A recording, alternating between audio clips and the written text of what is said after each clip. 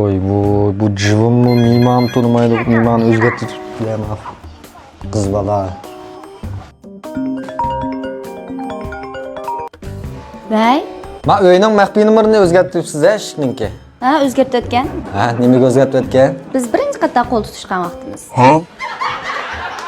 Unutib qolgansiz? Ya, esimda. Men bugun cho'ng deyapman, juma opam og'rib qoldi ekan. Siz o'zingiz uyga kirib yetib turing. Ha, ma'qul. Xo'sh.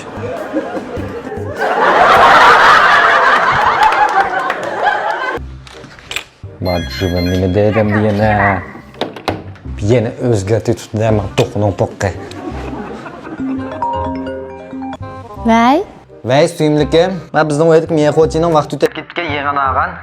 Yaman er ekan, men ishning maxfiy, ochammidim maxfiy numarani yana o'zgartib tutibsiz a? Men bexatarlik uchun o'zgartirdim. Ha, nimaga o'zgartdingiz baxtim? Men sizga tunji qator tomoq yetib bergan xotir kunimiz.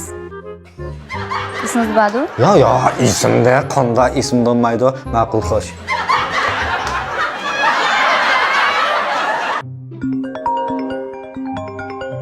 Vay, Men mimoni o'zgartirdingizmi? o'zgartib o'tdim. Nimaga o'zgartirdingiz? Burungi qiz do'stimning tug'ilgan kuniga o'zgartib o'tdim. Qanday? Sizni topolmayapman. Ma'qul.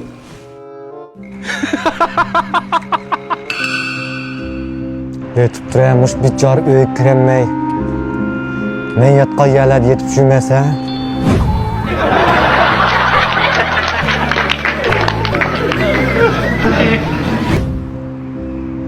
Kunjoq bekatlarga yetib tushmasa.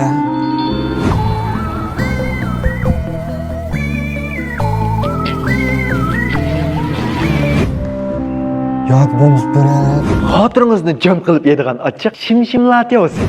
Evet, xiyolim o'yinlar tutildi ham hozir.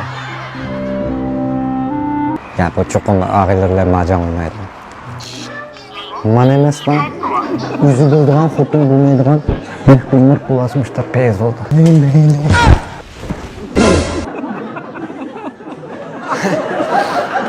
Hatta aytdim, kaysi o'g'onslar telefon qilib ichib yuribsiz-da, pul buzib, miyman deb pasam bo'ldi asli.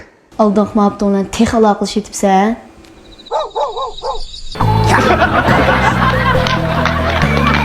Latyo yigit.